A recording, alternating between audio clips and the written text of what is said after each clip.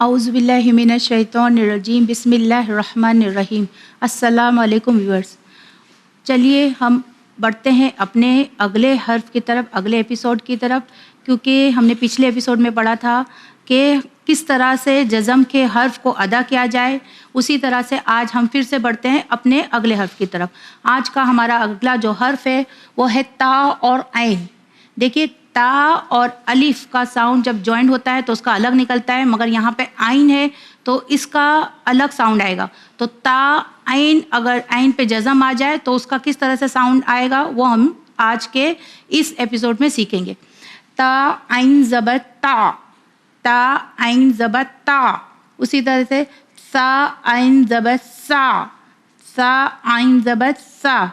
اسی طرح اگلا حرف جو ہے وہ ہے سا اور غین، سا غین زبر سگ، سا غین زبر سگ۔ ہمارا اگلا حرف ہے سا اور فا، سا فا زبر صف، سا فا زبر صف۔ ہمارا اگلا حرف ہے سا اور قوف۔ جس طرح سے ہم نے پچھلے ایپیسوڈ میں آپ کو بتایا تھا کہ کلکلا والا حرف ہے قوف، جس طرح سے آپ کو بتایا تھا، اور میرے پیارے بچوں کو بہت اچھے سے وہ 5 حرف کے نام بھی یاد ہو گئے ہوں گے، جس میں سے ہمارا پہلا حرف جو ہے وہ قوف، جسے ہم قطب جد بھی کہتے ہیں۔ تو قوف بھی ہمارا کلکلا والا حرف ہے۔ تو سا قوف زبر سق، سا قوف زبر سق۔ سین قوف زبر سق، سین قوف زبر سق۔ جس طرح آپ نے دیکھا ہوگا سا قوف زبر سق، اسی طرح سے سین قوف زبر سق، دونوں میں کتنا فرق ہے، ایک میں سق ایک میں سق۔ سا قوف زبر سق، سین قوف زبر سق۔ اسی طرح اگلا حرف جو ہے ہمارا سین اور کیف ہے، سین کیف زبر سق۔ ہمارا اگلا حرف ہے سین لام، سین لام زبر سل۔ ہمارا اگلا حرف ہے سین اور میم، سین میم زبر سم، سین میم زبر سم۔ ہمارا اگلا حرف ہے شین اور میم، شین میم زبر شم، شین میم زبر شم۔ ہمارا اگلا حرف ہے شین اور نون، شین نون زبر شن، شین نون زبر شن۔ ہمارا اگلا حرف ہے شین اور ہا، شین ہا زبر شاہ، شین ہا زبر شاہ۔ ہمارا اگلا حرف ہے شین اور ہا۔ دیکھیے ہمارا جو پچھلا حرف تھا وہ شین اور ہا، تو ہم نے نارمل اسے ادا کیا، جبکہ وہ بھی حرف ہلکی ہے، مگر اس میں کوئی طرح سے تکلیف نہیں ہوئی، پڑھنے میں بہت آسانی سے اسے ہم نے ادا کر دیا۔ مگر یہ جو حرف ہے شین اور ہا، یا لے ہا میں ذرا ہمیں جب ادا کریں گے تو ہماری جو برید ہے وہ باہر کی طرف آئے گا۔ شین ہا زبر شاہ، شین ہا زبر شاہ۔ ہمارا اگلا حرف ہے شین با زبر شب، شین با زبر شب۔ ہمارا اگلا حرف ہے سواد با زبر صوب، سواد با زبر صوب۔ ہمارا اگلا حرف ہے الف با زبر اب، الف با زبر اب۔ دیکھیے اب ہمارا اگلا حرف ہے حمزہ اور با، حمزہ اور الف ایک ہی حرف ہے، اسے لکھا جاتا ہے الگ الگ مگر پڑھا جاتا ہے ایک۔ حمزہ با زبر اب، حمزہ با زبر اب۔ ہمارا اگلا حرف ہے حمزہ اور لام، حمزہ لام زبر ال، حمزہ لام زبر ال۔ ہمارا اگلا حرف ہے حمزہ اور میم، حمزہ میم زبر ام، حمزہ میم زبر ام۔ چلیے اسی کے ساتھ ہم بڑھتے ہیں اگلے حرف کی طرف۔ ہمارا اگلا حرف ہے زا اور نون، زا نون زبر زن، زا نون زبر زن۔ ہمارا اگلا حرف ہے واو اور نون، واو نون زبر ون، واو نون زبر ون۔ واو جب ادا کریں گے تو مول گول ہو جائے گا، واو نون زبر ون۔ ہمارا اگلا حرف ہے رو اور نون، رو نون زبر رن، رو نون زبر رن۔ ہمارا اگلا حرف ہے رو اور لام، رو لام زبر رل، رو لام زبر رل۔ ہمارا اگلا حرف ہے واو اور لام، واو لام زبر ول۔ ہمارا اگلا حرف ہے واو اور رو، واو رو زبر ور۔ ہمارا اگلا حرف ہے سواد اور رو، سواد رو زبر سور، سواد رو زبر سور۔ ہمارا اگلا حرف ہے زا اور دال، زا دال زبر زد، زا دال زبر زد. ہمارا اگلا حرف ہے الف اور میم. الف میم زبر ام، الف میم زبر ام. ہمارا اگلا حرف ہے دال اور عین. دال عین زبر دا، دال عین زبر دا. ہمارا اگلا حرف ہے زال اور غین. زال غین زبر زگ، زال غین زبر زگ. ہمارا اگلا حرف ہے الف اور زا. الف زا زبر از، الف زا زبر از. ہمارا اگلا حرف ہے حمزہ اور رو. حمزہ رو زبر ار، حمزہ رو زبر ار. ہمارا اگلا حرف ہے یا اور دال. یا دال زبر ید، یا دال زبر ید. ہمارا اگلا حرف ہے رو اور با. رو با زبر رب، رو با زبر رب. ہمارا اگلا حرف ہے ہا قوف. ہا قوف زبر حق، ہا قوف زبر حق. ہمارا اگلا حرف ہے کھو اور تو. کھو تو زبر خط، کھو تو زبر خط. ہمارا اگلا حرف ہے کیف اور فا. کیف فا زبر کف، کیف فا زبر کف. ہمارا اگلا حرف ہے قوف اور دال. قوف دال زبر قد، قوف دال زبر قد. ہمارا اگلا حرف ہے لام با. لام با زبر لب. ہمارا اگلا حرف ہے سین اور رو. سین رو زبر سر، سین رو زبر سر. ہمارا اگلا حرف ہے دال اور میم. دال میم زبر دم. ہمارا اگلا حرف ہے سواد اور فا. سواد فا زبر صف، سواد فا زبر صف. ہمارا اگلا حرف ہے کیف اور لام. کیف لام زبر کل، کیف لام زبر کل. ہمارا اگلا حرف ہے قوف اور تو. قوف تو زبر قط، قوف تو زبر قط. شین قوف زبر شق، شین قوف زبر شق. ہمارا اگلا حرف ہے دال اور سین.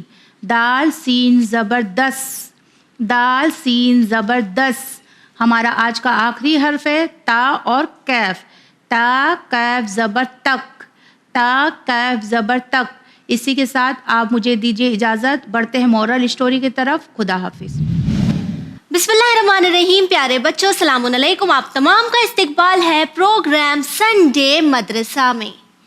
آج ہم آپ کے ساتھ جو سٹوری شیئر کرنے جا رہے ہیں یہ بہت ہی زیادہ انٹرسٹنگ ہے، اور یہ ہمارے اور آپ کے دوسرے امام، امام حسن علیہ السلام کے چائلڈہڈ یعنی بچپن سے جڑی ہوئی ہے. اس سے پہلے کہ میں سٹوری کا آغاز کروں، میں ایک سوال آپ سب سے پوچھنا چاہوں گی. آپ اس کے بارے میں ضرور سوچنا. جب آپ مسجد جاتے ہیں نماز پڑھنے کے لیے، یا جب ہماری چھوٹی چھوٹی سسٹرز اپنی ممیز کے ساتھ مجلسوں میں جاتی ہیں، تو ہم کیا کرتے ہیں؟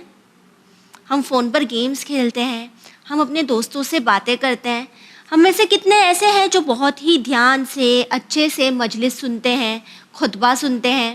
بہت کم ہے نا. لیکن کیا آپ کو پتہ ہے ہمارے دوسرے امام، امام حسن علیہ السلام کیا کرتے تھے؟ جب امام حسن علیہ السلام چھوٹے بچے تھے، بہت ہی زیادہ چھوٹے تھے، بچپنے میں جب وہ نماز پڑھنے مسجد میں جایا کرتے تھے، تو وہ اکثر نماز کے بعد رک کے حضرت محمد مصطفیٰ صلی اللہ علیہ وآلہ وسلم کا خطبہ بڑے ہی دھیان سے سنتے تھے. وہ جو بھی قرآن کی آیتیں پڑھتے تھے وہ تمام چیزیں وہ سنتے تھے، اور جیسے ہی خطبہ ختم ہوتا وہ بھاگ کر اپنے گھر جاتے تھے اور اپنی مما بی بی فاطمہ زہرا سلام اللہ علیہا کو پورا خطبہ اچھے سے سناتے تھے. اس بات پر ہمیشہ ہی بی بی زہرا بہت خوش ہوتی، اور جب بھی امام علی علیہ السلام مسجد سے لوٹ کر آتے تو بی بی فاطمہ زہرا سلام اللہ علیہا انہیں پورا خطبہ سناتی تھی. اور مولا علی علیہ السلام اکثر سوچتے تھے کہ بی بی فاطمہ زہرا کو کیسے پتا کہ خطبے میں کیا کہا گیا، یا رسول اللہ صلی اللہ علیہ وآلہ وسلم نے خطبے میں کیا پڑھا، کون سی آیت کا ذکر کیا. ایک بار امام علی علیہ السلام نے بی بی فاطمہ زہرا سے پوچھا کہ آپ کو یہ تمام چیزیں کس طرح پتہ چلتی ہے؟ تب انہوں نے بتایا کہ امام حسن علیہ السلام ہمیشہ ہی خطبہ سن کر جب آتے ہیں تو پورا خطبہ بی بی فاطمہ زہرا سلام اللہ علیہا کو بہت ہی اچھے سے سناتے ہیں. جس کے بعد امام علی علیہ السلام نے سوچا کہ اس بار وہ بھی دیکھنا چاہیں گے کہ امام حسن علیہ السلام کس انداز میں خطبہ سناتے ہیں۔ تو جب اگلے دن وہ مسجد میں گئے، خطبہ ہوا اور امام حسن علیہ السلام گھر کے لیے نکل گئے تو مولا علی علیہ السلام بھی ان کے پیچھے پیچھے گھر کے لیے نکل گئے، اور پھر وہ وہاں پر ایک پردے کے پیچھے کھڑے ہو گئے۔ وہ دیکھنا چاہتے تھے کہ کتنے بہترین انداز میں امام حسن علیہ السلام خطبہ سناتے ہیں۔ جس کے بعد جب وہاں پہ امام حسن علیہ السلام پہنچے، جب وہ گھر آئے اور جیسے ہی انہوں نے سوچا کہ اب وہ بی بی فاطمہ زہرا سلام اللہ علیہا کو، اپنی مما کو خطبہ سنائیں گے، تو انہیں ایک بے چینی محسوس ہوئی، وہ تھوڑا سا گھبرا گئے۔ جس پر بی بی فاطمہ زہرا نے ان سے پوچھا کہ کیا ہوا حسن، آپ ٹھیک ہیں؟ آپ کیوں اتنا گھبرا رہے ہیں؟ بی بی فاطمہ زہرا بھی ورڈ ہو گئی۔ اس پر امام حسن علیہ السلام نے کہا کہ مجھے ایسا محسوس ہوتا ہے کہ یہاں پہ کوئی ایسا شخص موجود ہے جسے میرے سے زیادہ نالج ہے، جو بہترین طور پر اس خطبے کو بتا سکتا ہے۔ جس کے بعد امام علی علیہ السلام پردے سے باہر آئے اور انہوں نے امام حسن علیہ السلام کو حق کیا اور بہت ہی زیادہ پراؤڈ فیل بھی کیا۔ تو بچوں، آپ مجھے بتائیے کہ اس اسٹوری سے آپ نے کیا سیکھا؟ کیا جب ہم خطبہ سن کر آتے ہیں تو ہم بھی اپنے گھر میں آ کر اسی طرح سناتے ہیں کہ ہم نے آج کیا سنا؟ جب ہم مجلس سے اٹینڈ کرتے ہیں تو کیا ہم توجہ دیتے ہیں یا ہم موبائل فون میں گیمز کھیلتے ہیں؟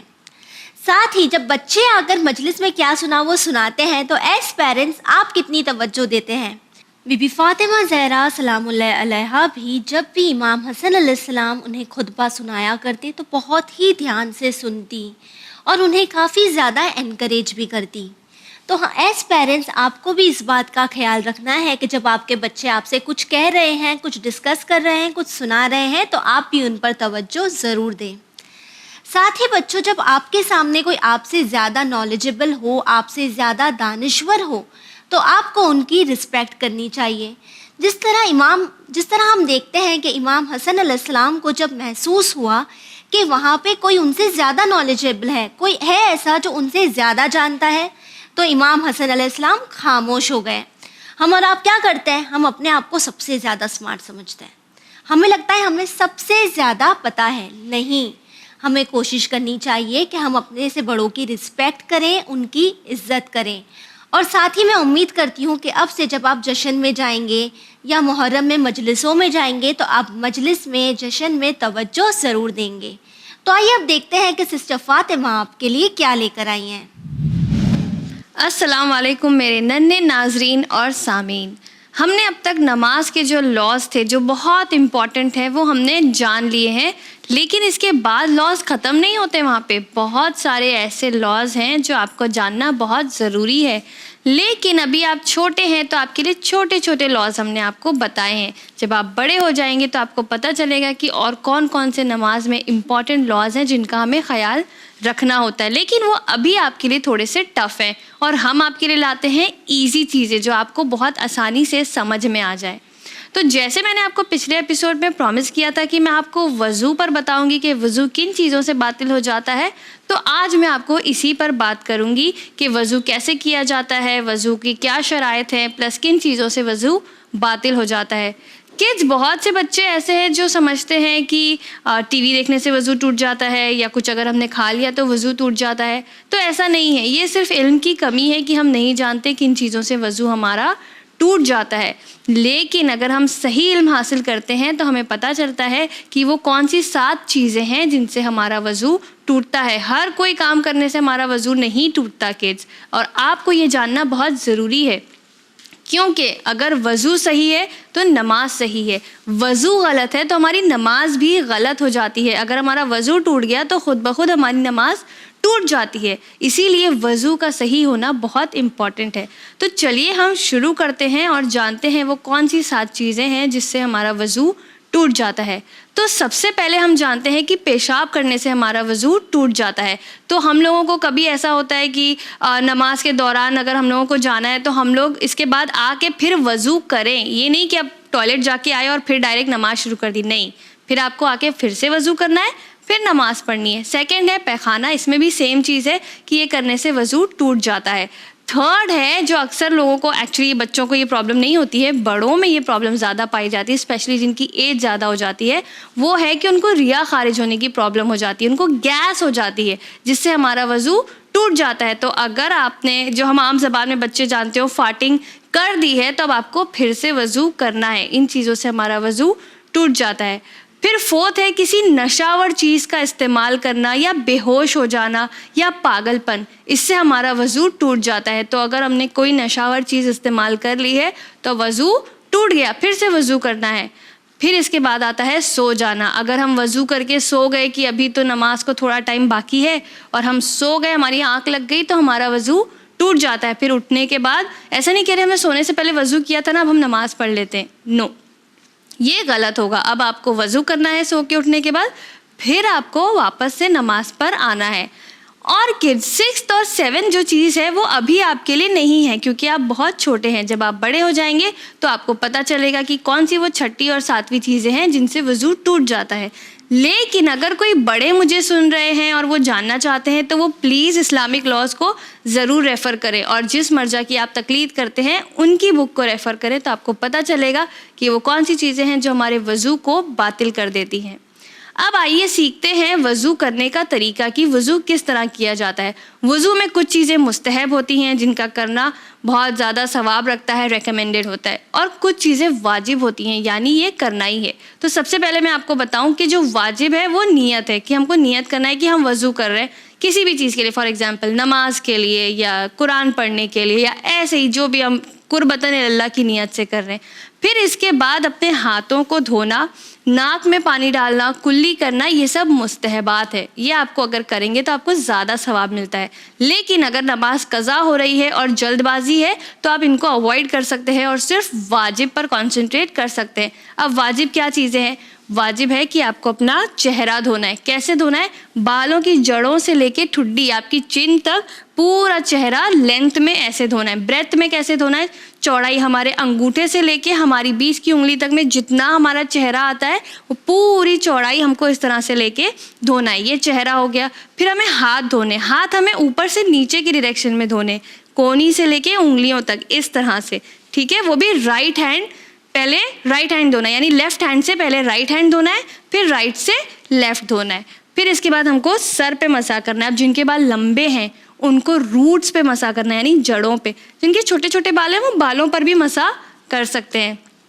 پھر ہمارے پیروں کا مسح ہوتا ہے. پیروں کا مسح ہمیں کیسے کرنا ہے؟ ہمارے جو پیر کے انگوٹھے ہیں اس سے لے کے ہمیں اس طرح سے اوپر آنا ہے, پیچھے کی طرف آنا ہے اپنے پیر پہ. تو ہم کو اس طرح سے پیر کا مسح کرنا ہے. اور یہ چیزیں بہت امپورٹنٹ ہے تو ہی ہمارا وضو مکمل ہوتا ہے. کڈز ایک بہت امپورٹنٹ چیز یاد رکھیں کڈز, اگر آپ کے ہاتھ میں کلر لگا ہے یا آپ کے ہاتھ میں کوئی انک لگا رہ گیا ہے یا کچھ آپ کے اسکن پہ آئل ہے, اینی تھنگ, وہ آپ کو وضو کرنے سے پہلے نکالنا بہت ضروری ہے.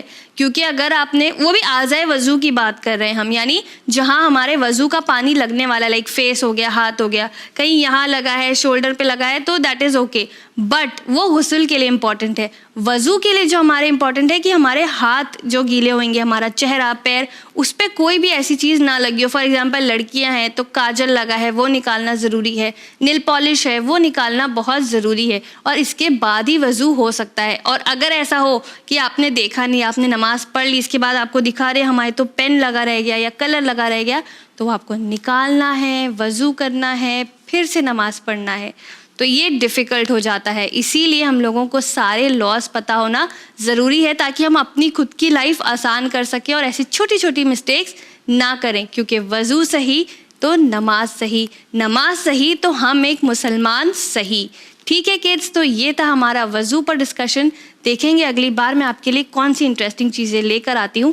ابھی دیکھتے ہیں سسٹر سکینہ ہمارے لیے کون سے سورے کی تفسیر لائی ہیں. السلام علیکم بچوں. آج ہم عید الاضحیٰ یعنی بقری عید کے بارے میں ڈسکس کریں گے. یہ عید ہم کیوں مناتے ہیں؟ یہ عید ہم اس لیے مناتے ہیں کیونکہ آج کے دن جناب ابراہیم نے اللہ کے فرمان کو بجا لانے کے لیے یا انجام دینے کے لیے اپنے بیٹے اسماعیل کی قربانی کے لیے آمادہ ہو گئے تھے. تو اللہ سورہ صافات کی آیت نمبر 103 سے لے کے آیت نمبر 109 تک اس انسیڈنٹ کے بارے میں واضح طور پہ بیان کرتا ہے. بسم اللہ الرحمن الرحیم. آیت نمبر 103. فلما اسلم وتلہ للجبین. یاد فرماتی ہے جب دونوں نے حکم مان لیا اور باپ نے بیٹے کو پیشانی کے بل لٹا دیا. نیکسٹ آیت وَنَادَيْنَاهُ أَن يَا إِبْرَاهِيمُ، تو ہم نے ان کو پکارا اے ابراہیم. نیکسٹ آیت قَدْ صَدَّقْتَ رُؤْيَا إِنَّا كَذَلِكَ نَجْزِي الْمُحْسِنِينَ، تم نے خواب کو سچ کر دکھایا، ہم نیکی کرنے والوں کو ایسا ہی بدلہ یا ریوارڈ دیا کرتے ہیں. آیت نمبر 106 إِنَّ هَذَا لَهُوَ الْبَلَاءُ الْمُبِينُ، کہ بے شک یہ آزمائش بزرگ تھی، یعنی ایک بہت بڑا امتحان تھا جناب ابراہیم کا. تو ان آیتوں سے ہمیں پتہ چلتا ہے کہ جب جناب ابراہیم جناب اسماعیل کو قربان کرنے کے لیے ریڈی تھے، تب اللہ کی جانب سے آواز آتی ہے اور جناب اسماعیل کی جگہ ایک دمبا آ جاتا ہے، یعنی ایک گوٹ آ جاتی ہے. اور اللہ ان آیتوں کے ذریعے بتاتا ہے کہ جو اللہ کے سچے بندے ہیں اور جو اللہ کے ہر عمل کو انجام دیتے ہیں، اللہ ان کے بدلے ان کو ریوارڈ دیتا ہے اور اچھے سے یعنی جزا عطا کرتا ہے، اچھے سے ٹریٹ کرتا ہے. اور اسی انسیڈنٹ کو یاد رکھنے کے لیے ہم اس عید کو مناتے ہیں. تو آئیے دیکھتے ہیں سسٹر فاطمہ ہمارے لیے کون سی حدیث لے کے آئی ہے. ٹوڈیز حدیث آف دا ڈے. امام علی علیہ السلام فرماتے ہیں سب سے بدترین عیب وہ ہے کہ وہ عیب جو اس میں پایا جاتا ہو اور وہ دوسروں میں اس عیب کو برا کہے. یعنی فار ایگزامپل ہماری ہینڈ رائٹنگ بہت گندی ہے. آپ کو سمجھانے کے لیے میں یہ ایگزامپل لے رہی ہوں کہ ہم بہت گندا لکھتے ہیں، ایک دم چیل کوے بناتے ہیں، لیکن ہم اپنی سمجھتے رائٹنگ بہت اچھی ہے. دوسرے کو ہم کہتے ہیں تمہاری رائٹنگ کتنی گندی ہے، تم نے کتنا گندا لکھا ہوا ہے. یا سیکنڈ ایگزامپل ہم لیتے ہیں کہ اگر ہم نے اپنی بک بہت پھٹے پرانے حال میں رکھی ہے، اچھے سے نہیں رکھی ہے، لیکن ہم دوسرے کو کہہ رہے ہیں کہ تمہاری بک تم نے اچھے سے نہیں رکھی ہے، تو یہ کیا ہو گیا کہ ہم نے اپنی چیز نہیں دیکھی کہ ہم نے کس طرح رکھا ہے، ہم دوسروں کو بتا رہے ہیں کہ تم نے صحیح نہیں رکھا ہے. تو یہ زیادہ بڑا عیب ہے. یہ تو چھوٹا سا ایگزامپل میں آپ کو سمجھانے کے لیے دے رہی ہوں. فار ایگزامپل اب تھوڑا بڑا ایگزامپل لیتے ہیں کہ ہم نماز نہیں پڑھتے. ٹھیک ہے، اگر ہم نماز نہیں پڑھتے اور ہم دوسروں کو جا کے کہیں پتہ ہے وہ لڑکا ہے نا وہ نماز نہیں پڑھتا ہے، وہ لڑکی نا وہ نماز نہیں پڑھتی ہے، ہمیں اپنے آپ کو ٹھیک کرنا زیادہ ضروری ہے. پہلے ہم تو پڑھ لیں، پھر ہم دوسرے کے ایپ کو بولیں کہ وہ بے نمازی ہے، نماز نہیں پڑھتے ہیں، وہ روزہ نہیں رکھتے. یہ سب نہیں کرنا ہے کیونکہ یہ زیادہ بڑا عیب ہے. وہ نماز نہیں پڑھتا ہے وہ تو اس کی پرابلم ہے ہی ہے. آپ جو اس کی پرابلم دوسروں میں بیان کر رہے ہیں تو یہ مولا علی فرما رہے ہیں کہ یہ زیادہ بڑی برائی ہے، یہ زیادہ بڑا گناہ ہے. تو دوسروں کے عیبوں پہ دھیان نہیں دیں، اپنے اندر دیکھیں کیا کمی ہے اور اس پہ ورک کریں. Then you will be a better human, آپ ایک اچھے انسان ہوں گے. ابھی دیکھتے ہیں ہم سسٹر نیلم ہمارے لیے کون سے کوئز کے کوسچنز لے آئی ہیں. پیارے بچوں، کوئز ٹائم میں آئیے اب آپ کو روبرو کرواتے ہیں اس ہفتے کے سوالات سے. عید غدیر کب منائی جاتی ہے؟ عید غدیر کب منائی جاتی ہے؟ ذی الحجہ کے کیا معنی ہیں؟ ذی الحجہ کے کیا معنی ہیں؟ اللہ کے رسول نے اس عید میں کیا اعلان کیا تھا؟ اللہ کے رسول نے اس عید میں کیا اعلان کیا تھا؟ اگر آپ ان سوالات کے جوابات کو جانتے ہیں تو ہماری واٹس ایپ ڈیٹیلز آپ کی ٹی وی اسکرین پر موجود ہے. آپ ہمیں جلد سے جلد صحیح جوابات ضرور بھیجیے. آئیے اب آپ کو روبرو کرواتے ہیں پچھلے ہفتے پوچھے گئے سوالات کے صحیح جوابات سے. عید قربان کس مہینے میں منائی جاتی ہے؟ عید قربان 10 ذی الحجہ کو منائی جاتی ہے. عید قربان کا کوئی دوسرا نام بتائیے. عید قربان کو عید الاضحیٰ بھی کہا جاتا ہے. عید قربان کے کیا معنی ہیں؟ عید قربان کے معنی ہیں قربانی کی عید. آئیے اب آپ کو روبرو کرواتے ہیں ونرز سے. مصباح زہرا حیدری چھتیس گڑھ، سیدہ نظیف ہاشمی علی پور کرناٹکا، خدیجہ مرزا ممبئی مہاراشٹر، شبنم ممدانی ممبئی مہاراشٹر سے. پیارے بچوں، سنڈے مدرسہ میں بس اتنا ہی. انشاءاللہ اگلے ہفتے آپ سے دوبارہ ملاقات ہوگی. تب تک کے لیے بنے رہیے چینل ون کے ساتھ. پیغام انسانیت. شکریہ.